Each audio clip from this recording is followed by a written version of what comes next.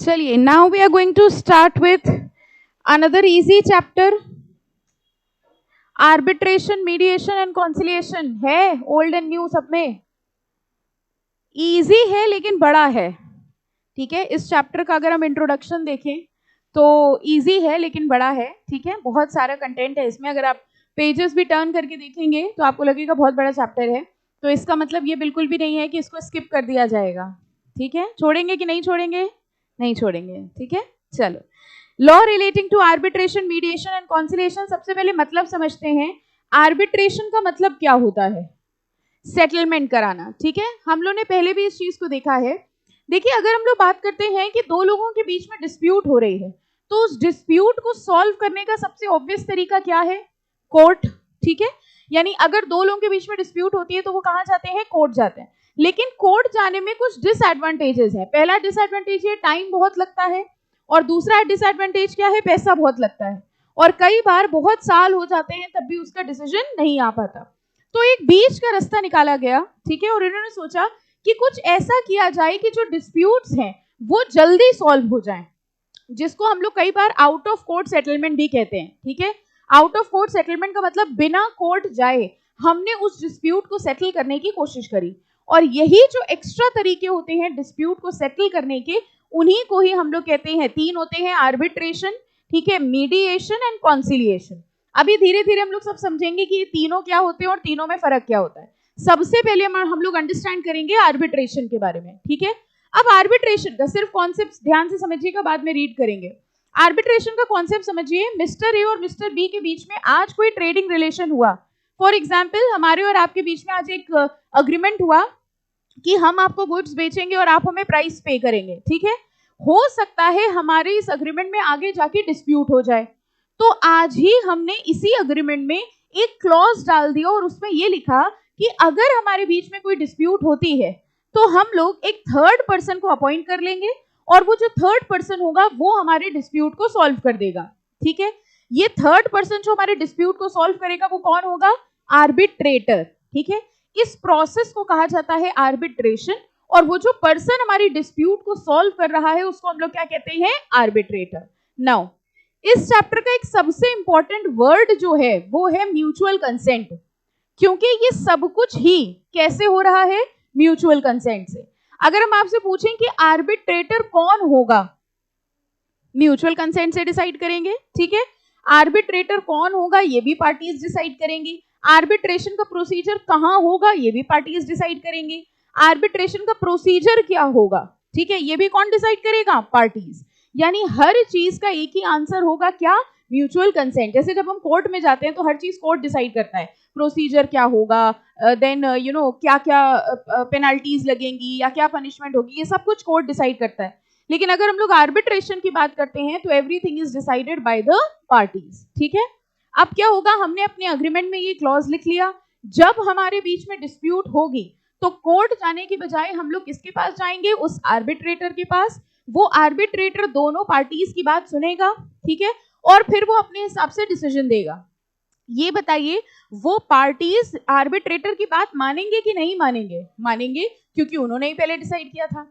लेकिन मान लीजिए one of the parties is not satisfied, party कह रही है नहीं हम आर्बिट्रेटर की बात क्यों माने, फिर क्या उपाय है? फिर कोर्ट चले जाएं। ऐसा नहीं है कि आर्बिट्रेशन के रास्ते से हम कोर्ट जा ही नहीं सकते, लेकिन ज्यादा से ज्यादा डिस्प्यूट जो होती है वो कैसे सॉल्व हो जाती है? आर्बिट्रेशन से ही सॉल्व हो जाती है। अगर बाय द वे कोई सेटिस्फाइड नहीं है तो आप किसके पास जा सकते हैं? कोर्ट के पास। अब एक बात बताइए, जैसे हमने आपसे कहा कि दोनों पार्टी म्यूचुअल कंसेंट से आर्बिट्रेटर को अपॉइंट कर रहे हैं, ठीक है, तो इस हिसाब से आर्बिट्रेटर पार्शियल पर्सन होना चाहिए कि इम्पार्शियल? इम्पार्शियल होना चाहिए, ताकि वो दोनों का साइड ना ले। तो आर्बिट्रेटर की सबसे पहली क्वालिफिकेशन यही होती है that he should not be related to any of the parties, यानी दोनों पार्टीज एक ऐसे पर्सन को अपॉइंट करते हैं जो न्यूट्रल हो। ठीक है, अब हमें सोच के बताओ नंबर ऑफ आर्बिट्रेटर कितने होने चाहिए? एक। अच्छा, I will put it more easily, ये बताओ number of arbitrators even number में होने चाहिए कि ऑड नंबर में? मान लो इवन नंबर में है, दो आर्बिट्रेटर हैं, तो चांसेस क्या होंगे? एक ने एक का साइड लिया, दूसरे ने दूसरे का साइड लिया। ठीक है, मान लो 4 आर्बिट्रेटर हुए, 2-2, यानी इस प्रॉब्लम को सॉल्व करने के लिए नॉर्मली ये कहा जाता है the number of arbitrator should be odd. अब एक पार्टी, और जैसे मान लो 3 आर्बिट्रेटर है, तो एक पार्टी ने अपना आर्बिट्रेटर अपॉइंट किया, दूसरे ने अपना आर्बिट्रेटर अपॉइंट किया, फिर उन 2 आर्बिट्रेटर्स ने मिलकर एक तीसरा आर्बिट्रेटर अपॉइंट कर लिया। जब 3 होंगे या ऑड नंबर में होंगे तो हमेशा मेजॉरिटी के हिसाब से डिसीजन किया जा सकता है, ठीक है। इस आर्बिट्रेशन का खर्चा कौन बेयर करेगा? Parties, obviously. दोनों पार्टीज कह लो या जो पार्टी हारेगी वो, ये पार्टीज का म्यूचुअल कंसेंट है, हो सकता है पार्टीज ये डिसाइड कर लें कि जो पार्टी हारेगी that party will bear the cost of arbitration. तो इसमें सारे रूल्स, रेगुलेशंस, प्रोसीजर जो कुछ भी लगते हैं वो सब कुछ कौन डिसाइड करता है? पार्टीज, ठीक है। ये जो आर्बिट्रेशन कॉन्सिलिएशन, अभी कॉन्सिलिएशन मीडिएशन सब समझाएंगे बाद में। आर्बिट्रेशन कॉन्सिलिएशन का जो सिस्टम है ये इंटरनेशनल ट्रेड में चला करता था। इंटरनेशनल ट्रेड का मतलब जैसे मान लीजिए एक इंडिया कंट्री है और एक दूसरी कंट्री है, अब इनके बीच में ट्रेडिंग रिलेशंस हुए। इंटरनेशनली डिस्प्यूट सॉल्व करना और डिफिकल्ट है क्योंकि वहां पे कोर्ट का ज्यूरिसडिक्शन भी नहीं लगेगा। भाई इंडिया वाला कहेगा हमारा कोर्ट का ज्यूरिसडिक्शन है, वो दूसरी कंट्री वाला कहेगा हमारे कोर्ट का ज्यूरिसडिक्शन है। तो इंटरनेशनल कमर्शियल आर्बिट्रेशन होते हैं जिसमें एक पार्टी इंडिया होती है और एक पार्टी, मतलब इंडिया क्या, 2 party belonging to 2 different countries. तो इंटरनेशनली ये आर्बिट्रेशन का सिस्टम आया था कि भाई अगर आपसी सेटलमेंट से हम लोग डिस्प्यूट को सॉल्व करते हैं तो बहुत अच्छी बात है। इसी इंटरनेशनल सिस्टम को देखते हुए इंडिया वालों ने सोचा कि ये तो डिस्प्यूट सॉल्व करने का अच्छा तरीका है, इसलिए इंडिया में भी इसको डोमेस्टिक आर्बिट्रेशन के लिए भी यूज किया जाए। Now what is domestic arbitration? With in India जो फाइट्स हो रही हैं, ठीक है। और ये देखते हुए उन्होंने कौन सा एक्ट बना दिया यहाँ पर? Arbitration and conciliation act. पूरी बात समझ में आ गई? ठीक है, फाइन। कॉन्सिलिएशन समझो। आर्बिट्रेशन में क्या हुआ? आर्बिट्रेशन में एक पर्सन को अपॉइंट किया आर्बिट्रेटर, उसने दोनों पार्टीज की बात सुनी और एक डिसीजन दिया। कॉन्सिलिएशन, अगर हम लोग कॉन्सिलिएशन शब्द सोचें तो कहां सुना है पहले बताओ? सबने सुना है, अकाउंट्स में सुना है आपने, रिकंसिलिएशन, याद आया? और रिकंसिलिएशन में क्या कर रहे थे? 2 चीजों को मिला रहे थे, है ना? कुछ ऐसा कर रहे थे, कैश बुक, पासबुक या किसी चीज को मिला रहे थे। 2 लोगों को मिलाने का जो काम होता है वो कॉन्सिलिएशन होता है। मतलब जैसे आपने देखा होगा अगर बीच में कहीं रास्ते में 2 लोगों की लड़ाई हो गई, ठीक है, तो 2-3 लोग आते हैं और वो उनके बीच में सुलह कराने की कोशिश करते हैं। ये बताओ वो उनकी सुलह कराते हैं कि डिसीजन दे देते हैं? मान लीजिए आपके और आपके फ्रेंड की लड़ाई हो रही है, एक तीसरा बंदा आया, उसने कहा लड़ो नहीं, कोई जरूरत नहीं लड़ने की, चलो हम एक बात बताते हैं, तुम जीत गए तुम हार गए, मानेंगे हम लोग? कैसे मान लें, ऐसे कैसे, है ना? तो हम यहाँ पर कोई डिसीजन रेंडर नहीं करा रहे हैं, लेकिन वो जो तीसरा बंदा डिस्प्यूट सुलझाने आता है वो पता है क्या कहता है? वो ये कहता है ना तुम्हारी ना तुम्हारी, चलो इस कॉमन बात पे मान लो दोनों लोग। ये जो कॉमन बात पे मानने वाली बात होती है ये क्या होता है? कॉन्सिलिएशन। तो आर्बिट्रेशन कॉन्सिलिएशन में बेसिक फर्क समझो। आर्बिट्रेशन में डिसीजन हो रहा था, आर्बिट्रेशन में दोनों में ही डिस्प्यूट सॉल्व हो रही है, बस एक में डिसीजन हो रहा था, यानी एक पार्टी जीत रही थी एक पार्टी हार रही थी। कॉन्सिलिएशन में दोनों पार्टीज की आपसी सहमति से किसी कॉमन टर्म पे दोनों को अग्री कराया जाता है, यानी डिसीजन रेंडर नहीं किया जाता। This is the basic difference between arbitration and conciliation. और मीडिएशन तो आपको पता है, वही मीडिएटर जो अभी हमने बताया, 2 लोगों का डिस्प्यूट हो रहा है, एक तीसरा बंदा बीच में आ गया, मीडिएशन करा रहा है, ठीक है। तो मीडिएशन एंड कॉन्सिलिएशन में डिसीजन मेकिंग नहीं होती, जबकि आर्बिट्रेशन में डिसीजन मेकिंग होती है। हाँ बेटा, किसमें? मीडिएशन अभी पढ़ेंगे पूरा चैप्टर, अभी तो सिर्फ एक बेसिक डिफरेंस बता रहे हैं आर्बिट्रेशन कॉन्सिलिएशन में, ताकि जब आप पढ़ें तो एक माइंड में क्लियर रहे, ठीक है। आर्बिट्रेशन में जो हम थर्ड पर्सन अपॉइंट करते हैं वो कौन होता है? आर्बिट्रेटर, ठीक है। चलो अब हम लोग इसको रीड करना स्टार्ट करेंगे। और ये जितने भी होते हैं ना, आर्बिट्रेशन, मीडिएशन, इन सबको हम लोग देखिए क्या कहते हैं? Alternate dispute resolution. जरा नाम से सोचो, ऑल्टरनेट डिस्प्यूट रेजोल्यूशन। ये सब डिस्प्यूट रेजोल्यूशन के ऑल्टरनेट तरीके हैं। बताओ ऑल्टरनेट तरीके क्यों है? मेन तरीका क्या है? कोर्ट।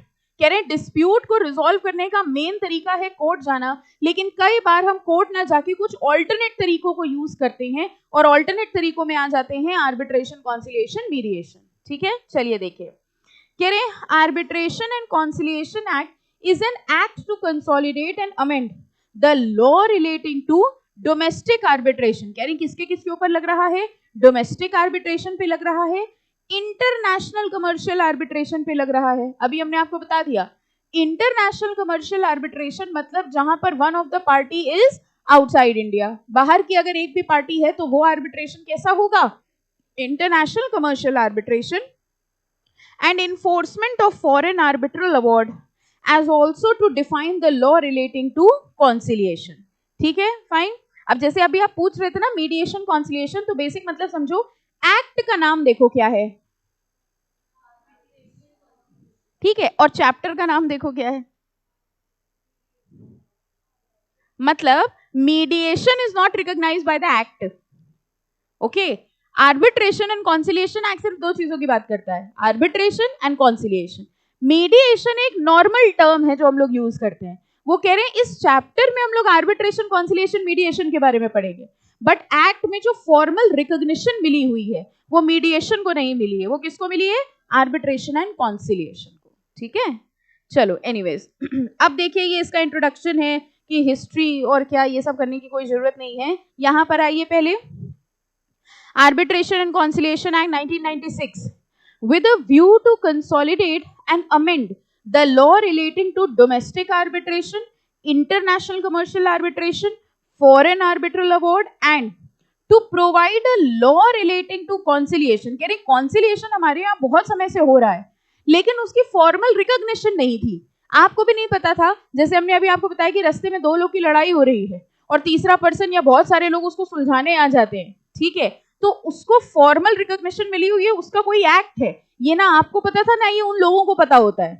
अगर जो डिस्प्यूट सुलझाने आ रहे हैं, अगर आप उनसे कह दें कि आर यू कॉन्सिलिएटर, तो कहेंगे नहीं नहीं हमने कुछ नहीं किया है ना, हमने कोई गलत काम किया ही नहीं, उनको पता ही नहीं कॉन्सिलिएटर क्या होता है। अच्छा, जैसे हमने आपसे आर्बिट्रेशन में पूछा कि आर्बिट्रेशन में number of arbitrator should be odd, आप ही ने बताया। कॉन्सिलिएशन में बताओ ऑड होने चाहिए कि इवन, कितने भी हो जाए, क्यों, डिसीजन तो देना ही नहीं है, दो लोग जरूरत, ये तो डिपेंड कर रहे हैं ना जिन दो की लड़ाई हो रही है वो कितने ताकतवर है। अब उनका डिस्प्यूट सुलझाने के लिए दो लग रहे हैं, दो लगा दो, तीन लग रहे हैं, तीन लगा दो, 10 लग रहे हैं, 10 लगा दो। जब डिसीजन ही रेंडर नहीं होना है तो ऑड और इवन का मतलब ही नहीं हुआ। आई थिंक क्लियरली आपको डिफरेंसेस समझ में आ रहे हैं आर्बिट्रेशन एंड कॉन्सिलिएशन में, ठीक है। तो ये कह रहे हैं इन्हीं सब चीजों को ध्यान में रखते हुए हमारी कंट्री ने arbitration and conciliation act pass किया 1996 में, विच वॉज बेस्ड ऑन, ये वर्ड कभी सुना है आपने, UNCITRAL. The new law is based on united nation commission on international trade law. United nation पता है क्या होता है, WTO पता है क्या होता है, क्या, ये तो फुल फॉर्म हो गया देखिए वो होता है क्या, थोड़ा सा हिस्ट्री में बताएंगे। देखिए क्या हुआ, जब ये ग्लोबलाइजेशन स्टार्ट हुआ, मतलब हमारी कंट्री ने दूसरी कंट्रीज के साथ ट्रेड करना शुरू किया और आपस में सारी कंट्रीज ने ट्रेड करना शुरू किया, तो उनके बीच में डिस्प्यूट्स होने भी शुरू हुए। ट्रेडिंग रिलेशंस में तो डिस्प्यूट होंगे ही, तो एक प्रॉब्लम अराइज हुई कि मान लो इंडिया है एक तरफ और जापान है एक तरफ, ये दोनों कुछ ट्रेडिंग कर रहे हैं और इनके बीच में डिस्प्यूट हुई। तो प्रॉब्लम ये होती थी कि डिस्प्यूट को सॉल्व कौन करे। इंडिया कहेगा हम अपने कोर्ट के पास जाएंगे, उसका कोर्ट कह रहा है कि भैया जापान वालों के ऊपर हमारी ज्यूरिसडिक्शन ही नहीं है। जापान वाला कह रहा है कि हम अपने कोर्ट को लाएंगे, इंडिया वाला कह रहा है हम तुम्हारी बात क्यों सुने, हम तो अपने वालों की नहीं सुनते, है ना। तो प्रॉब्लम ये होने लग गई इंटरनेशनल ट्रेड में कि किया क्या जाए। तो एक बॉडी बनाई गई जिसको हम लोग क्या कहते हैं, WTO, ठीक है। यूनाइटेड नेशन के थ्रू एक बॉडी बनाई गई और उन्होंने कहा ये सेंट्रल बॉडी है जिसके अंदर सारी कंट्रीज आ गई। अब कोई भी ऐसी ट्रेडिंग रिलेशन या ट्रेडिंग प्रॉब्लम होती है कमर्शियल ट्रांजैक्शन में, तो उसके लिए वो न्यूट्रल बॉडी जो बैठी हुई है दैट इज WTO। और ये जो WTO होता है या यूनाइटेड नेशन के थ्रू, ये इनका एक लॉ है यूनिक्ट्रल, जिसका नाम होता है United nation commission on international trade. International trade से रिलेटेड जितने भी लॉ हैं वो ये बनाए गए हैं। अब ध्यान से समझना, इंटरनेशनली, ठीक है, अगर कोई डिस्प्यूट होता है तो उसके लिए हम लोग यूनिक्ट्रल मॉडल लॉ को यूज करते हैं। इसी यूनिक्ट्रल मॉडल लॉ को बेस लेके इंडिया ने अपना आर्बिट्रेशन कॉन्सिलिएशन एक्ट बना दिया। मतलब जैसे इंटरनेशनली यूनिक्ट्रल मॉडल लॉ के हिसाब से मतलब डिस्प्यूट सॉल्व होते थे, उसी को ध्यान में रखते हुए, उसी को बेस मानते हुए हम लोगों ने अपना आर्बिट्रेशन एंड कॉन्सिलिएशन एक्ट बना लिया। तभी देखो लिखा हुआ है the new law is based on, हमारा ये जो नया लॉ है arbitration and conciliation, this is based on UNCITRAL model law on international commercial arbitration. ये वर्ड समझ में आया, इसीलिए समझा दिया कि कई बार वर्ड आ जाता है ना तो क्लियर नहीं होता है ये, ओके।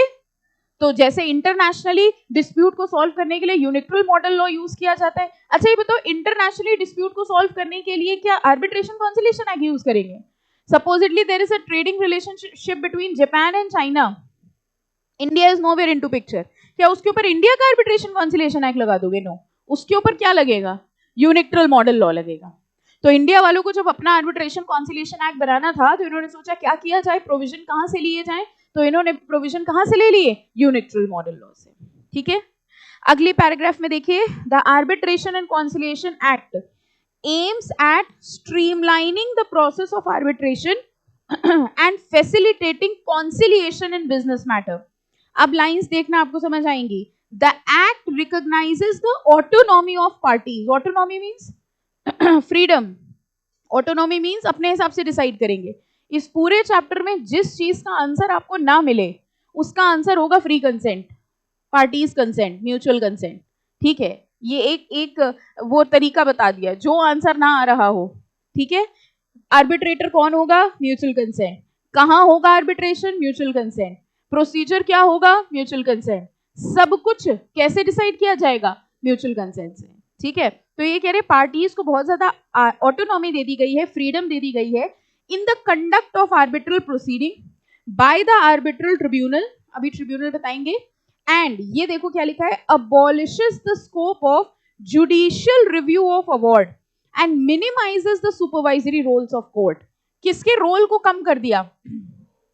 तो क्या कोर्ट ये कहेगा कि हमारा बिजनेस खत्म कर दिया तुम लोग ने? नो। ठीक है, कह रहे हैं उसका बर्डन कम हुआ है। ज्यादा से ज्यादा डिस्प्यूट्स अब किस तरह से सॉल्व हो जाते हैं? आर्बिट्रेशन से। तो आजकल जितने भी कमर्शियल, ये जो एक्ट है ना, this is very very important. आपको पता होगा प्रोफेशनल करने के बाद, सीएस प्रोफेशनल के बाद, मतलब सीएस बनने के बाद कुछ पोस्ट मेंबरशिप क्वालिफिकेशन कोर्सेज होते हैं, स्पेशलाइजेशन जिसको कहते हैं। ठीक है, so this is one of the course. आप एज एन आर्बिट्रेटर भी एक्ट कर सकते हैं, इसका एग्जाम होता है, वो देना पड़ता है, then you can also act as an arbitrator. और जितने भी कमर्शियल ट्रांजैक्शंस होते हैं सब में आर्बिट्रेटर क्लॉज होता ही होता है, हो ही नहीं सकता कि ये क्लॉज ना हो, क्योंकि अगर ये क्लॉज नहीं होगा तो क्या लिखा होगा? Subject to court. और आज की तारीख में कोर्ट कोई नहीं जाना चाहता, तो वो ये सोचते हैं कि भैया आपसी सेटलमेंट करके सॉल्व कर लो, that is much better. So in every commercial transaction there has to be this clause. Okay, this is very very important. चलिए अब देखते हैं, जरा एक्ट पढ़ते हैं, बाकी ये सब फिर इंट्रोडक्शन है। यहाँ पे आ जाइए, टाइप्स ऑफ आर्बिट्रेशन। क्या ये ओल्ड में है? ओल्ड में I think types of arbitration है कि नहीं है? नहीं है ना? अब समझो, ओल्ड में टाइप्स ऑफ आर्बिट्रेशन नहीं है, लेकिन ये जो है ना एड हॉक आर्बिट्रेशन, ये हर बार आपके पेपर में आता है। एड ऑलमोस्ट स्कैनर में सबसे फेवरेट क्वेश्चन आपको यही मिलेगा। ओल्ड सिलेबस में क्वेश्चन हमेशा आता है एड हॉक आर्बिट्रेशन। ठीक है, हमने आपको पहले बता रहे, हमारे इंस्टीट्यूट का थोड़ा स्टाइल अलग है। हमारे इंस्टीट्यूट का स्टाइल अलग है कि वो क्वेश्चन पेपर में पहले देते, बुक में बाद में। समझ में आया? नॉर्मल रूल क्या होता है?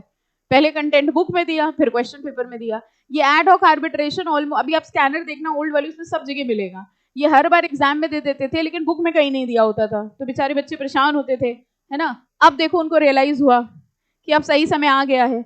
अब क्योंकि उन्होंने बुक में दे दिया है तो पेपर में देंगे नहीं, है ना। ठीक है, चलो देखो क्या होता है। देखिए अब आर्बिट्रेशन की एक और बात समझिए। जैसे हमने आपसे कहा, मान लीजिए मेरा और आपका ही डिस्प्यूट हो गया। ठीक है, अब डिस्प्यूट वाली वैसे बातें ही चल रही हैं, बिना छुट्टी के क्लासेस होती चली जा रही है ना। तो गर्मा गर्मी ज्यादा हो गई, डिस्प्यूट हो गई हमारे और आपके बीच में। अब हम लोगों ने कहा कि भाई आर्बिट्रेशन से सुलझाएंगे, कोर्ट जाने का समय नहीं है। ठीक है, प्रॉब्लम ये हो रही है, हमने आपसे कहा कि पार्टीज अपॉइंट करेंगे आर्बिट्रेटर को। आपको नहीं लगता पार्टीज उसको अपॉइंट करेंगे जिसको वो जानते हैं, और जिसको वो जानते हैं उसको वो अपॉइंट कर नहीं सकते? ये तो नहीं लग रहा सुबह सुबह कैसी बेकी बेकी बातें कर रहे हैं? मतलब एक्ट क्या कहता है कि आप किसको आर्बिट्रेटर अपॉइंट करोगे? उसी को ना जिसको जानते हो। कि आप ऐसे कहोगे कि इस सड़क से अगला जो बंदा निकलेगा उसको उठा लो आर्बिट्रेटर बनने के लिए, ऐसा नहीं ना, किसी को जानते ही होगे। और अगर आप उसे जानते हो तो आप उसको आर्बिट्रेटर कैसे अपॉइंट कर सकते हो? क्योंकि वो तो पार्शियल हो जाएगा।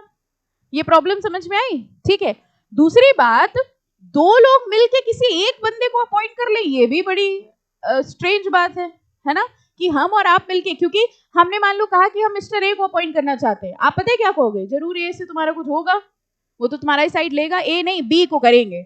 अब जैसे ही तुमने बी कहा, हम क्या कहेंगे?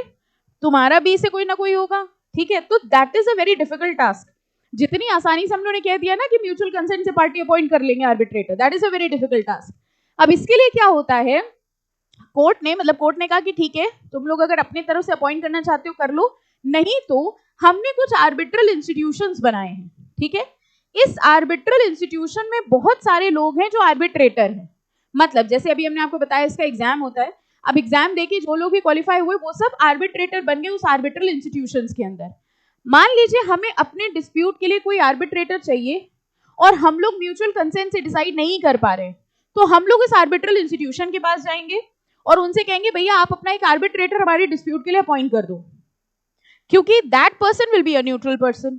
ठीक है, तो कोर्ट्स ने क्या किया है, ऐसे आर्बिट्रल इंस्टीट्यूशंस बनाए हैं और ये आर्बिट्रल इंस्टीट्यूशंस के अंदर बहुत सारे आर्बिट्रेटर्स रजिस्टर्ड है। मतलब उनके क्राइटेरिया हैं, उन्होंने एग्जाम कंडक्ट कराए, जो जो एग्जाम में क्वालिफाई हो जाता होगा उसको उन्होंने आर्बिट्रेटर की पोस्ट दे दी। अब जिस जिस डिस्प्यूट में आपको आर्बिट्रेटर चाहिए, फर्स्ट ऑप्शन या तो आप लोग आपसी सहमति से अपना आर्बिट्रेटर अपॉइंट कर लो, और दूसरा या तो आप कोर्ट जाएं और कोर्ट से रिक्वेस्ट करें तो वो उस आर्बिट्रल इंस्टीट्यूशन से कह के आपके लिए एक आर्बिट्रेटर अपॉइंट कर देगा। ज्यादा बेटर कौन सा हुआ?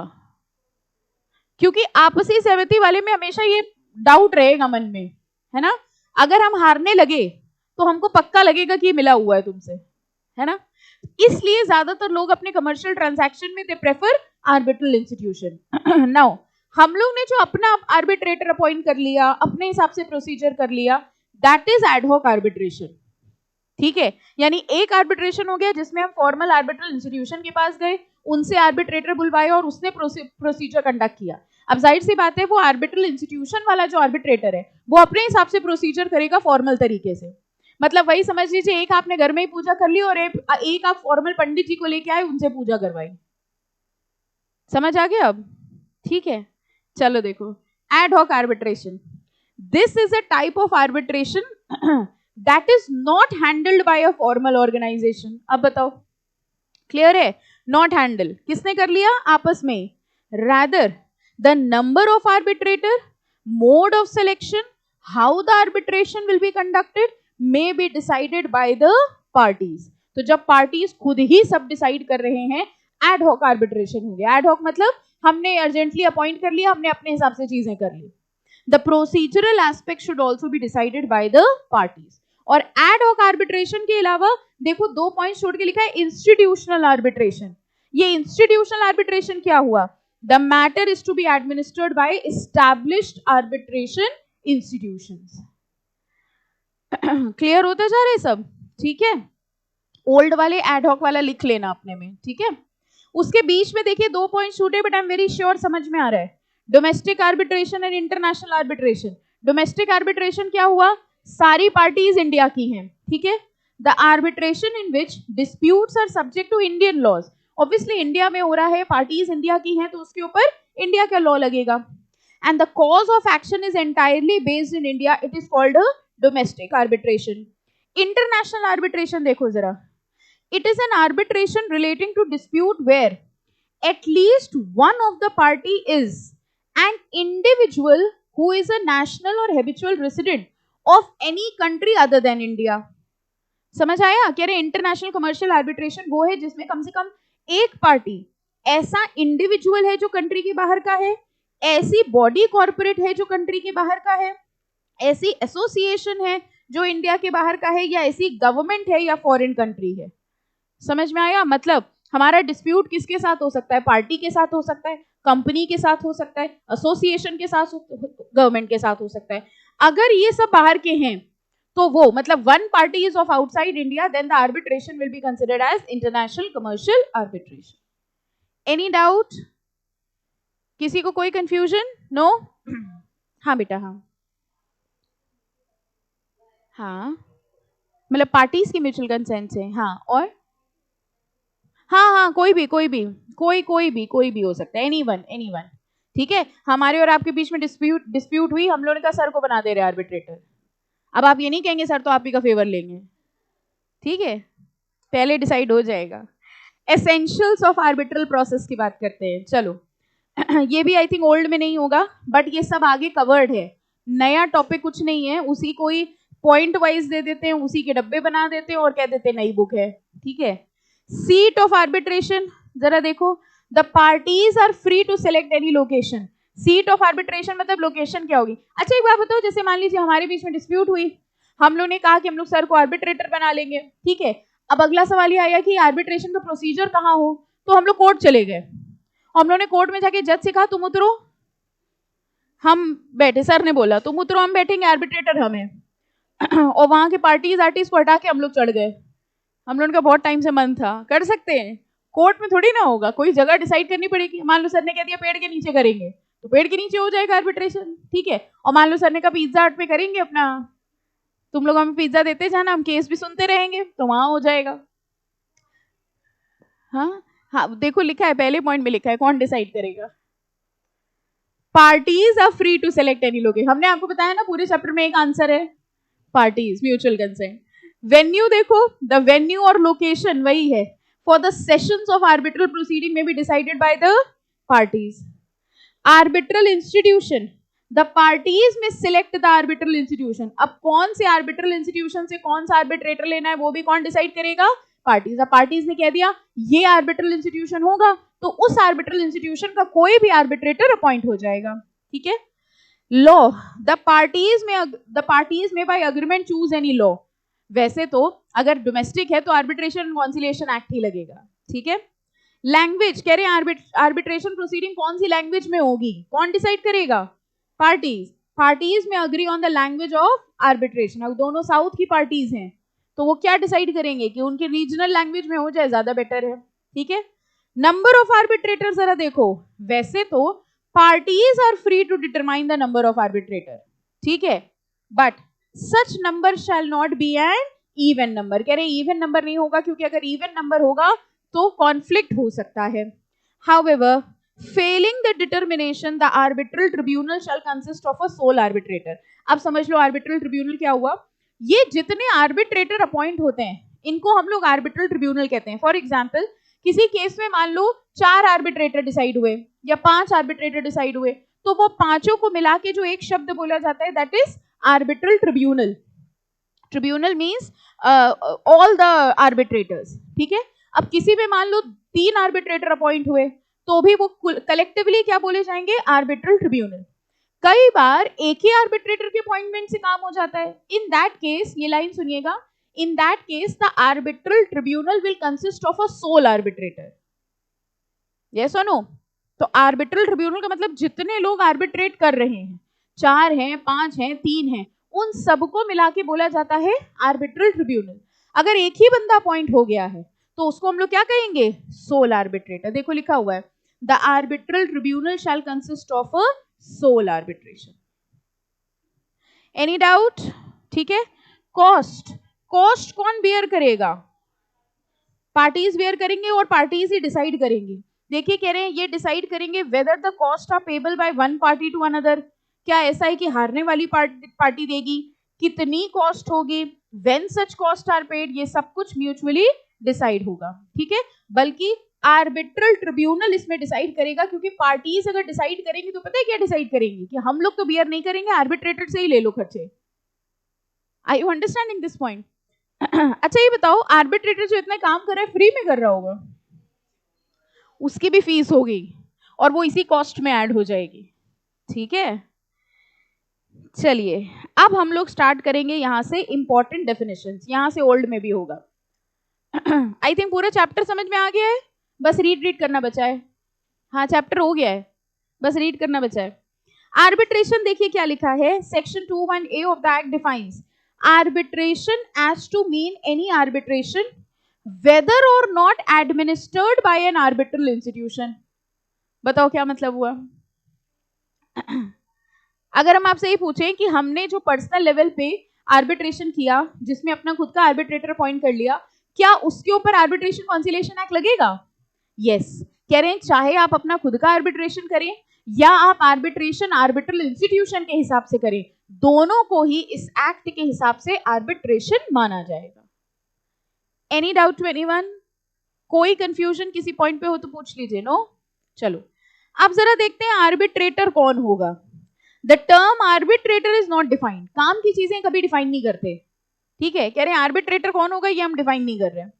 The term arbitrator is not defined in Arbitration and Conciliation Act, but arbitrator is a person who is appointed to determine differences and dispute between two or more parties by mutual consent. समझ आ गया? ठीक है, दो parties के बीच के dispute को सुलझाएंगे, और कैसे सुलझाएंगे? म्यूचुअल कंसेंट से. It is not enough. अच्छा एक बात बताओ, जैसे हमारे और आपके बीच में डिस्प्यूट हुई तो हम लोगों ने सर को आर्बिट्रेटर अपॉइंट किया, तो जबरदस्ती अपॉइंट कर लेंगे कि उनकी कंसेंट लेंगे? वो कह रहे नहीं हमें नहीं पढ़ना तुम्हारे झगड़े में. हम कहेंगे कैसे नहीं पढ़ना, हमने आपको आर्बिट्रेटर अपॉइंट कर लिया, अब तो आपको आर्बिट्रेटर बनना ही पड़ेगा. कर सकते हैं ऐसा? कह रहे अपॉइंट करने से कुछ नहीं होगा, आपको उस पर्सन की कंसेंट लेनी पड़ेगी. It is not enough that the parties appoint an arbitrator. The person who is so appointed must also give his consent. His appointment is not complete till he has accepted the reference. समझ आ गया? वो appointment कब तक complete नहीं होगा? जब तक उसने हाँ ना बोल दिया हो. अच्छा ये लाइन क्या है, समझ आ रही है? The arbitrator must be absolutely disinterested and impartial. Clear? He is an extrajudicial tribunal. क्यों एक्स्ट्राजुडिशियल ट्रिब्यूनल क्यों कह रहे हैं? वो काम किसका कर रहा है? कोर्ट का, लेकिन वो कोर्ट नहीं है. ऐसी चीजों को हम लोग बोलते हैं एक्स्ट्राजुडिशियल. एक्स्ट्राजुडिशियल मतलब जुडिशियल काम कर रहा है लेकिन वो कोर्ट नहीं है, इसलिए हम लोग आर्बिट्रेटर को बोलते हैं एक्स्ट्राजुडिशियल ट्रिब्यूनल. ये क्या लिखा है? Whose decision is binding on the parties. Any doubt? अब सिंपल सिंपल समझ में आता जाएगा. आगे देखो, कह रहे हैं any interest of arbitrator either in one of the parties or in the subject matter to either of the parties is a disqualification for arbitrator. कह रहे हैं एनी इंटरेस्ट ऑफ आर्बिट्रेटर मतलब कह रहे हैं आर्बिट्रेटर का अगर इंटरेस्ट है या तो पार्टीज में या तो जिस चीज की लड़ाई हो रही है उसमें, ये उसकी डिस्क्वालिफिकेशन बन जाएगी. क्यों? क्योंकि अब वो पार्शियल हो जाएगा. ठीक है? Such disqualification applies only in case of a concealed interest. Concealed interest मतलब जब उसको आर्बिट्रेटर की तरह अपॉइंट किया गया. इमेजिन करिएगा आपको जब आर्बिट्रेटर को अपॉइंट किया गया तब नहीं पता था कि वो इंटरेस्टेड है. ठीक है? तब हम लोगों ने कहा कि भाई मिस्टर ए को अपॉइंट कर लेते हैं. आपने भी कहा ठीक है मिस्टर ए को अपॉइंट कर लेते हैं. जैसे जैसे केस हो रहा था आपको ऐसा फील हुआ कि मिस्टर ए तो मेरा ही साइड ले रहे हैं, तो आपने थोड़ा पता करने की कोशिश करी, तो आपको पता चला कि ये मेरे मेले में खोए हुए भाई थे जो अब जाके मिले. यानी पहले नहीं पता था कि ऐसा कोई इंटरेस्ट है, बाद में पता चला. बताओ वो आर्बिट्रेटर डिस्क्वालीफाई हो जाएगा कि नहीं? यस हो जाएगा, क्योंकि that person is a interested person. ठीक है? Every disclosure which might in the least effect the minds of those who are proposing to submit their dispute to arbitration and fitness for the post ought to be made so that each party must have an opportunity of considering. ये सिर्फ यही लिखा है कि दोनों parties को opportunity मिलनी चाहिए ये पता करने की कि वो आर्बिट्रेटर बायस्ड ना हो. ओके? अगली लाइन देखो, द पार्टीज में appoint whomsoever they please to arbitrator. मतलब किसको बना सकते हैं? किसी को भी. ठीक है? आगे लिखा है Usually the parties themselves appoint the arbitrator. Normally कौन अपॉइंट करता है? पार्टीज खुद. लेकिन कह रहे हैं in certain cases court can appoint an arbitrator. और आर्बिट्रेटर को देखो क्या बोल रहे हैं ये? अंपायर. अंपायर बोलते क्रिकेट भी खिलाने लगेगा? फिर अंपायरिंग ही तो कर रहा है, दो लोगों के बीच के डिस्प्यूट ही तो सॉल्व कर रहा है. तो ये कह रहे हैं जब आप अपनी मर्जी से आर्बिट्रेटर अपॉइंट नहीं कर पा रहे हैं तो आप कोर्ट के पास जाएंगे और उन केसेस में कोर्ट आपके लिए आर्बिट्रेटर अपॉइंट करेगा. Any doubt? ओके, अगली डेफिनेशन देखो, आर्बिट्रल इंस्टीट्यूशन. समझ आ गया? आर्बिट्रल इंस्टीट्यूशन कह रहे हैं arbitral institution as designated by, इनको किसने बनाया है? सुप्रीम कोर्ट या हाई कोर्ट ने बनाया है, और ये अपने अंडर बहुत सारे आर्बिट्रेटर्स को रखते हैं. ठीक है? आफ्टर प्रॉपर क्वालिफिकेशन, और जिनको अपॉइंट किया जा सकता है अगर पार्टीज खुद आर्बिट्रेटर अपॉइंट नहीं कर पा रहे हैं. Any doubt? अगला पॉइंट देखो, आर्बिट्रल ट्रिब्यूनल पढ़िए. हम आपको बता रहे हैं हम चैप्टर खत्म कर चुके हैं. अगला पॉइंट देखो, आर्बिट्रल ट्रिब्यूनल. ठीक है? कह रहे हैं इसमें या तो सोल आर्बिट्रेटर होगा या तो पैनल ऑफ आर्बिट्रेटर. जितने भी टीम ऑफ आर्बिट्रेटर्स हैं वो कलेक्टिवली क्या बोले जाते हैं? Arbitral tribunal. अगर एक है तो सोल आर्बिट्रेटर ही आर्बिट्रल ट्रिब्यूनल हो जाएगा. ठीक है? दैट इज व्हाई आई से चैप्टर के जो पहले 5-10 मिनट होते हैं ना उसमें कंप्लीट फोकस होना चाहिए. अगर वो समझ आ गया तो ये ऐसे चैप्टर्स में ये पूरा चैप्टर समझ में आ जाएगा और कोई एफर्ट नहीं लगेगा। लेकिन अगर वो स्टार्टिंग आपने मिस कर दिया तो आप यही सोचते रह जाएंगे वो सब तो ठीक है, आर्बिट्रेटर कौन है क्योंकि सारी चीजें अब लिंक्ड है उसी से। अगर समझ आ गया 5 मिनट का स्टार्टिंग में तो पूरा चैप्टर आराम से समझ में आ जाएगा। ठीक है, कोर्ट कौन होता है? अब देखो कोर्ट जैसे डेफिनेशन है, ठीक है, कोर्ट डेफिनेशन आके आपको भी लग रहा होगा इतनी सारी डेफिनेशन में अब कोर्ट का मतलब क्या। जनरली ये डेफिनेशन बच्चे छोड़ देते हैं और जैसे ही छोड़ी वैसे ही पूछ ली, यही पूछी जाती है। इंस्टीट्यूट कई बार पूछ चुका है कोर्ट की डेफिनेशन ओल्ड सिलेबस में। देखो कोर्ट का मीन्स क्या है, मतलब क्या बताना चाह रहे हैं, कह रहे हैं इन case of arbitration other than commercial international commercial arbitration, मतलब डोमेस्टिक वाले। तो कह रहे हैं अगर other than international commercial arbitration है यानी कौन से आर्बिट्रेशन हो गए, डोमेस्टिक। कह रहे हैं डोमेस्टिक आर्बिट्रेशन में प्रिंसिपल सिविल कोर्ट जो होता है उसके पास ओरिजिनल ज्यूरिसडिक्शन होती है। मतलब हम सबसे पहले जिस कोर्ट के पास जाएंगे वो कौन से कोर्ट के पास जाएंगे, सिविल कोर्ट के पास, and obviously includes the high court. लेकिन अगर आपका इंटरनेशनल कमर्शियल आर्बिट्रेशन है तो आपका सिविल कोर्ट नहीं होगा, ओरिजिनल ज्यूरिसडिक्शन होती है हाई कोर्ट की। ओरिजिनल ज्यूरिसडिक्शन का मतलब समझो, देखो एक होती है ओरिजिनल ज्यूरिसडिक्शन, एक होती है एपेलेट ज्यूरिसडिक्शन। ओरिजिनल ज्यूरिसडिक्शन मतलब जिसके पास हम सबसे पहले जाते हैं। तो अगर मान लीजिए हमारा डोमेस्टिक आर्बिट्रेशन है और हमें किन्हीं मैटर्स की वजह से कोर्ट के पास जाना पड़ रहा है तो हम कौन से कोर्ट के पास जाएंगे, सिविल कोर्ट के पास जाएंगे। ठीक है, उसमें कुछ प्रॉब्लम होती है तो हाई कोर्ट जा सकते हैं। लेकिन अगर इंटरनेशनल कमर्शियल आर्बिट्रेशन है तो हम डायरेक्टली हाई कोर्ट के पास जाएंगे, सिविल कोर्ट की ज्यूरिसडिक्शन नहीं होगी। बस ये लिखा है, तो ये याद कर लीजिएगा कि अगर डोमेस्टिक आर्बिट्रेशन है तो हम सिविल कोर्ट के पास जाएंगे और अगर इंटरनेशनल कमर्शियल आर्बिट्रेशन है तो हम हाई कोर्ट के पास जाएंगे, हाई कोर्ट की ज्यूरिसडिक्शन होगी। ओके नेक्स्ट देखो, ये भी आप कह रहे हैं आपको आता है, इनफैक्ट ये डेफिनेशन रिपीटेड है, अभी पहले आई थी तो 2 बार याद कर लेना। आप कह रहे हैं हम 1 बार भी नहीं करेंगे, है ना, सेम है। आगे चल रहे हैं फिर हम, लीगल रिप्रेजेंटेटिव कौन होता है? What is the difference between legal air and legal representative? Company secretary legal representative बन सकता है किसी क्लाइंट का, लीगल एयर बन जाएगा। क्या आप क्लाइंट से कहोगे हमें गोद ले लो, पैसा तुम्हारे पास बहुत है ना, हमें गोद ही ले लो? No, legal representative means a person who in law represents the estate of deceased person and includes any person who intermeddles, intermeddle means who deals, जो deal कर रहा है with the estate of deceased person। कह रहे हैं deceased person के estate में जो person deal कर रहा है उसको हम लोग legal representative कहेंगे। पार्टी की डेफिनेशन बहुत बड़ी है और टफ है तो हमसे नहीं होगी। ठीक है, हम सीधे आएंगे आर्बिट्रेशन अग्रीमेंट में। अब अगली 2-3 बातें समझ लीजिए जरा, कॉन्सेंट्रेट। देखिए जब हमने और आपने अग्रीमेंट किया, ठीक है, कि अगर हमारे बीच में डिस्प्यूट होगी, अभी डिस्प्यूट नहीं हुई है, आज तो हम लोग अपना कॉन्ट्रैक्ट साइन कर रहे हैं, अपना कमर्शियल ट्रांजैक्शन कर रहे हैं, उस टाइम ही हम लोग डिसाइड कर लेते हैं कि अगर हमारे बीच में डिस्प्यूट होगी तो हम लोग आर्बिट्रेटर को अपॉइंट करेंगे।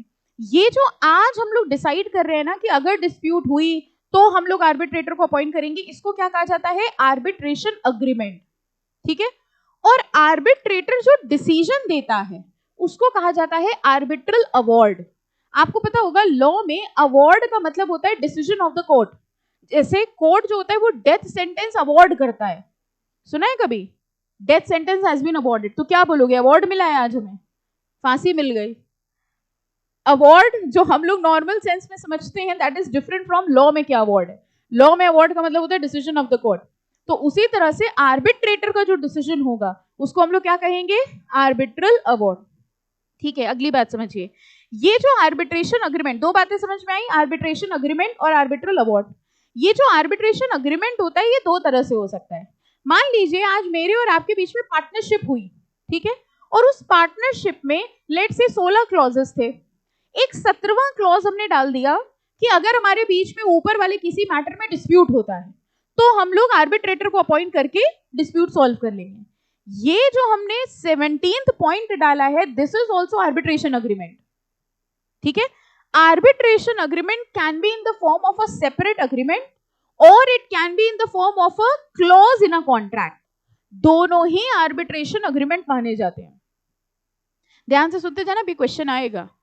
ठीक है, यानी आर्बिट्रेशन अग्रीमेंट दो तरह से हो सकता है, या तो हम उसका एक सेपरेट अग्रीमेंट बना ले, मतलब हमारी एक पार्टनरशिप डीड और एक हमारा आर्बिट्रेशन क्लॉज, और एक हो सकता है कि उसी अग्रीमेंट में मेरे और आपके बीच में सेल का ट्रांजैक्शन हुआ, सेल में कुछ क्लॉजेस थे और आखिरी क्लॉज में हमने डाल दिया कि अगर इनसे रिलेटेड हमारी कोई डिस्प्यूट होती है तो हम लोग आर्बिट्रेटर के पास जाएंगे। Now this clause will act as a arbitration agreement. चलो अब सेम एग्जांपल लेके चलते हैं, क्वेश्चन सुनिएगा। मेरे और आपके बीच में डिस्प्यूट हुई, मतलब पार्टनरशिप हुई, पार्टनरशिप में 16 क्लॉजेस थे। 17वें क्लॉज में हमने लिखा कि अगर हमारे और आपके बीच में डिस्प्यूट होगी will refer the matter to arbitration, ठीक है, और हमारे बीच में डिस्प्यूट हुई। जब हमारे बीच में डिस्प्यूट हुई तो मैटर किसके पास गया? आर्बिट्रेशन के पास। आर्बिट्रेटर के पास मैटर आया और आर्बिट्रेटर उसे सुलझाने बैठा। आर्बिट्रेटर ने सब कुछ देखा और उसके बाद उसने कहा कि आपकी जो पार्टनरशिप डीड बनी है ना वो ही गलत है, that is the main problem, और इस वजह से I am declaring that your partnership deed is null and void. ठीक है, ये आर्बिट्रेटर ने डिसीजन दिया। अब पार्टीज ये कह रही हैं, सुनना जरा, पार्टीज कह रही हैं अगर हमारा partnership agreement null and void है तो उसके सारे क्लॉजेस नल एंड वॉइड है। अगर सारे क्लॉजेस नल एंड वॉइड है तो 17वां क्लॉज नल एंड वॉइड है, और अगर 17वां क्लॉज नल एंड वॉइड है तो तुम खुद नल एंड वॉइड हो। Are you understanding what I am trying to say? Parties कह रहे हैं कि तुमने मेरी पार्टनरशिप डीड को नल एंड वॉइड किया, उसी डीड में तो लिखा था कि you will act as an arbitrator, और अगर पार्टनरशिप डीड मेरी इनवैलिड है तो वो 17वां क्लॉज भी इनवैलिड हुआ। 17वां क्लॉज इनवैलिड है मतलब तुम किस बात के आर्बिट्रेटर, और अगर तुम आर्बिट्रेटर नहीं हो तुम होते कौन है बोलने वाले कि हमारी डीड नल एंड वॉइड है? अब बताओ क्या होगा, क्या किया जाए? आई होप सबको प्रॉब्लम समझ में आ गई। ठीक है, क्या करें हम?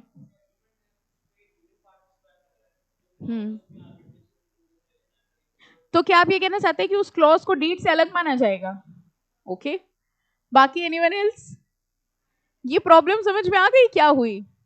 इसी प्रॉब्लम के सोल्यूशन के लिए यही सोल्यूशन आया that the clause in an agreement will be treated as a separate agreement.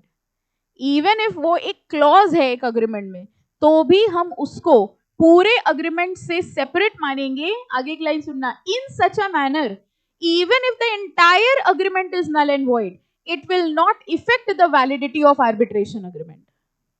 समझ में आ गया?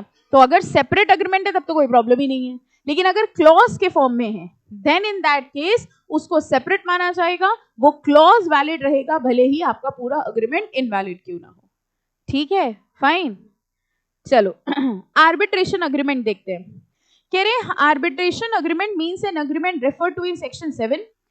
Under section 7, arbitration agreement has been defined to mean an agreement by the parties to submit to arbitration all or certain disputes। अपनी disputes को solve करने के लिए वो जो agreement कर रहे हैं उसको हम लोग क्या कहेंगे? arbitration agreement। अगला point पढ़िए, आप कह रहे हैं आप खुद पढ़ेंगे और आपको आता है ये वाला।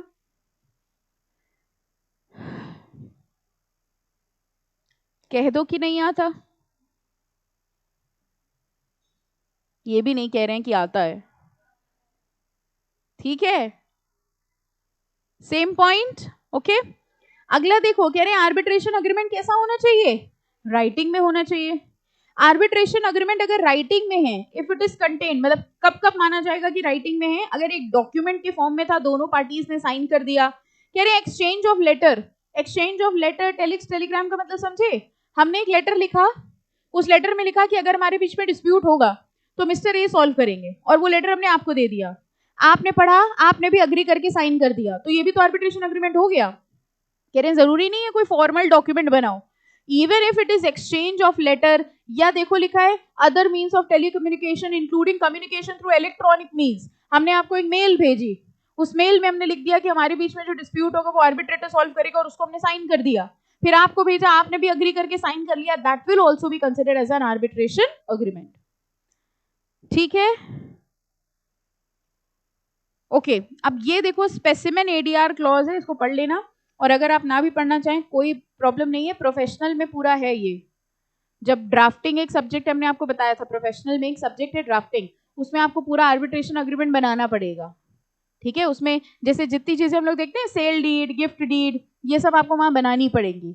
तो रेजोल्यूशंस, जैसे अभी आप सुनते होंगे कंपनी लॉ में स्पेशल रेजोल्यूशन थोड़ा बहुत है भी बनाने का, है ना, ड्राफ्टिंग है उसकी, वही चीज उसी का ही एक्सटेंडेड वर्जन का पूरा 100 नंबर का सब्जेक्ट है प्रोफेशनल में, वहां आपको ये बनाना होगा, ठीक है, आर्बिट्रेशन अग्रीमेंट।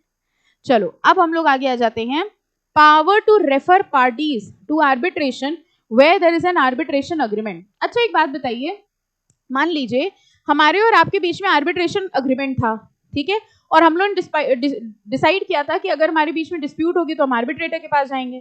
फिर हमारे बीच में डिस्प्यूट हुई, लेकिन जब हमारे बीच में डिस्प्यूट हुई तो आर्बिट्रेटर के पास जाने के बजाय हम सीधे कोर्ट चले गए, ठीक है। हमने कोर्ट से कहा कि नहीं आप ही डिसीजन ले लो, हमें नहीं जाना आर्बिट्रेटर के पास। कोर्ट वो केस एंटरटेन करेगा या पहले हमें वापस भेजेगा आर्बिट्रेटर के पास? कर लेगा पक्का? फर्स्ट पैराग्राफ पढ़िए जरा।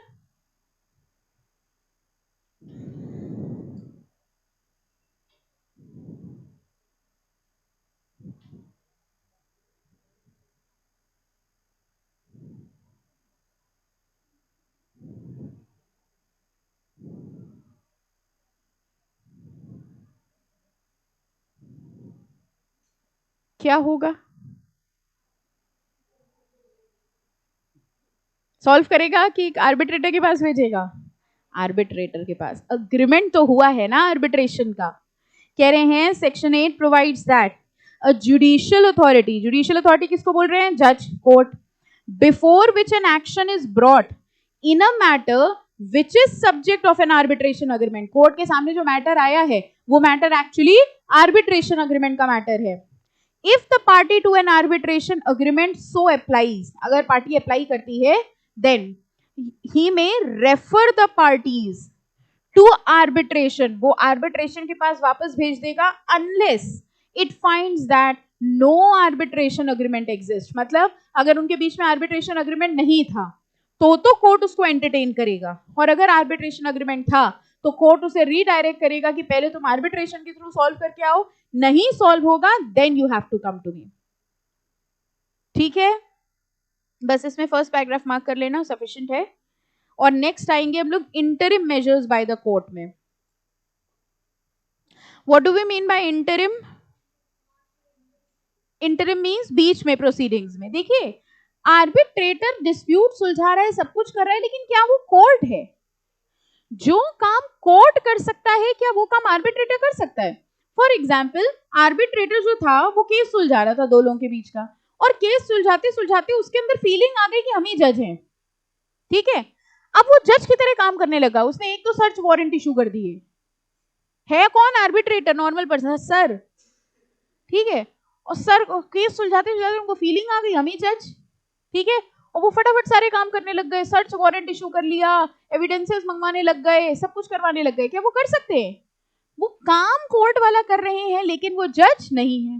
तो इन कामों के लिए, ठीक है, मान लो किसी की सर्च करवानी है या कुछ करवाना है, या माइनर के लिए गार्जियन को अपॉइंट करवाना है, इन सारे कामों के लिए जब आर्बिट्रेटर नहीं कर सकता तो हम किसके पास जाएंगे? कोर्ट की हेल्प के लिए। हम कोर्ट के पास डिस्प्यूट सुलझाने के लिए नहीं जा रहे हैं, हम उनकी इंटरिम हेल्प के लिए जा रहे हैं, ठीक है, वो होते हैं इंटरिम मेजर्स। देखिए section 9 states that a party में बिफोर और ड्यूरिंग आर्बिट्रल प्रोसीडिंग, कह रहे हैं आर्बिट्रल प्रोसीडिंग जब चल रही थी और at any time after making of arbitral award but before it is enforce apply to the court. Parties court के पास गई, जरा देखो किस चीज के लिए? First for the appointment of guardian of a minor और अनसाउंड माइंड। अब अनसाउंड माइंड पर्सन के लिए जो गार्जियन अपॉइंट होता है या माइनर के लिए जो गार्जियन अपॉइंट होता है, ये एक लीगल पूरा प्रोसेस होता है, ठीक है, लीगली कोर्ट अपॉइंट करता है माइनर के लिए गार्जियन। कह रहे हैं ये काम आर्बिट्रेटर नहीं कर सकता, तो अगर माइनर के लिए गार्जियन अपॉइंट करने का लीगल प्रोसेस करना है तो इसके लिए हमें किसके पास जाना पड़ेगा? कोर्ट के पास। इसी तरह देखो प्रिजर्वेशन, इंटरिम कस्टडी और सेल, जैसे नहीं कोर्ट इंजंक्शन लगा देता है या स्टे लगा देता है तो आर्बिट्रेटर स्टे लगा देगा? नहीं, कह रहे हैं इंटरिम मेजर्स के लिए वो होगा। Securing the amount in dispute in the arbitration, securing the amount मतलब समझे, आर्बिट्रेटर को केस सुलझाते सुलझाते ऐसा लग रहा था कि कुछ भी हो ये लोग लास्ट में मेरी फीस नहीं देंगे, जो अपने ही मैटर के लिए इतना लड़े झगड़े जा रहे हैं वो हमारी फीस क्या देंगे। तो वो बीच में चला गया किसके पास? कोर्ट के पास, और उसने कहा कि भैया जितनी कॉस्ट आए वो इनसे पहले रखवा लीजिए। अब ये ऑर्डर्स पार्टीज को कौन दे सकता है? Court. Detention, preservation, inspection of any property, ठीक है, कह रहे हैं किसी प्रॉपर्टी का इंस्पेक्शन करना, उसके सैंपल्स लेना, ये सारे काम, सर्च वारंट इशू करना, ये सारे काम कौन करेगा? कोर्ट।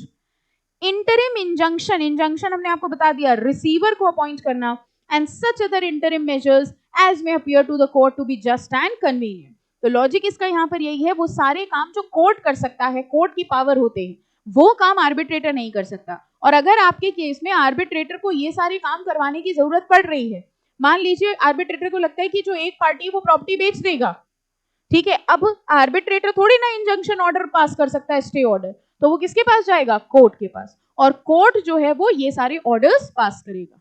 इनको कहा जाता है इंटरिम मेजर्स। ठीक है, ये भी एग्जाम में आ चुका है। जो ऐसे अजीब अजीब टाइप के टॉपिक्स होते हैं वही आते हैं एग्जाम में। Any doubt? पक्का समझ आ रहा है? ठीक है, ये टॉपिक आपके रैम को आता है, पढ़ो। नंबर ऑफ आर्बिट्रेटर कितने होंगे? सबसे पहले तो म्यूचुअल कंसेंट, ठीक है, फाइन। देखो लिखा है as per section 10 parties are free to determine the number of arbitrator provided that such number shall not be an even number. अच्छा, मान लो दो लोगों के बीच में डिस्प्यूट था, मिस्टर ए और मिस्टर बी, दोनों ने मिलके 27 आर्बिट्रेटर अपॉइंट कर लिए। वो कह रहे हम लोग बड़े लोग हैं, ज्यादा लोग चाहिए हमारा डिस्प्यूट सुलझाने के लिए, हो सकता है। एक आर्बिट्रेशन था जिसमें दो पार्टीज थी, दोनों पार्टीज ने मिलकर 99 आर्बिट्रेटर्स अपॉइंट करे। वो कह रहे इतने तो हम लोग हैं, तुम लोग कम लग रहे हो, तुम लोग दो, हम लोग 99 हो गए। कर सकते हैं any number provided that it should not be an even number. और इवन नंबर भी इसलिए नहीं, वरना डिस्प्यूट मतलब उसमें प्रॉब्लम आएगी डिसीजन में। कह रहे हैं Fehling the determination above the orbit, कह रहे हैं अगर ऐसा कोई आप लोग डिस्प्यूट नहीं मतलब डिसाइड नहीं कर पा रहे हो, तो नॉर्मली आर्बिट्रल ट्रिब्यूनल में एक आर्बिट्रेटर होगा, और वो एक आर्बिट्रेटर क्या कहलाया जाएगा? सोल। ठीक है, एग्जाम्पल देखो, बहुत टफ सा एग्जाम्पल दे डाला इन्होंने। Okay, any doubt? पक्का? अब देखो अपॉइंटमेंट ऑफ आर्बिट्रेटर, एक ब्लॉक वाला पढ़ लो, नेक्स्ट लेक्चर में वैसे इसको लेंगे, बस एक बार देखो। कह रहे नेशनैलिटी, बताओ आर्बिट्रेटर कौन सी कंट्री का होना चाहिए? हमने आपको बताया है, पूरे पूरे चैप्टर में एक आंसर है, म्यूचुअल कंसेंट। देखो, according to section 11 a person of any nationality be an arbitrator. मान लीजिए मेरे और आपके बीच में डिस्प्यूट हुआ कानपुर में, हम लोग जापान के एक बंदे को ले आए, तुम आर्बिट्रेटर बन जाओ, हम कर सकते हैं, लेकिन हम करेंगे क्यों? उसको कुछ समझ ही नहीं आएगा, उसकी भाषा हमें समझ नहीं आ रही, हमारी भाषा उसे समझ नहीं आ रही, हम लोग को तो पूरे टाइम ये समझ में नहीं आ रहा कि वो आंखें खोले कि बंद करे, है ना? तो हम लोग यही सोचते रह गए। ठीक है, तो ये कह रहे पार्टीज फ्री हैं, लेकिन नॉर्मली हम लोग आर्बिट्रेटर उस कंट्री को ऑब्वियसली अपॉइंट करेंगे जिसको हमारे यहाँ के लॉज की नॉलेज हो। चलो, इसको हम लोग यहीं स्टॉप करेंगे। वैसे आगे ये जितनी चीजें हैं, बताइए प्रोसीजर क्या होगा? म्यूचुअल कंसेंट, उसके बाद वही सब है, जनरल प्रोसीजर है, डेजिग्नेशन है, सारी की सारी चीजों का एक ही आंसर होता है यहाँ पर, क्या? Mutual consent. ठीक है, यहाँ पे स्टॉप करेंगे, इसके आगे नेक्स्ट लेक्चर में टेकअप करेंगे। हाँ बेटा, हाँ हाँ हाँ हाँ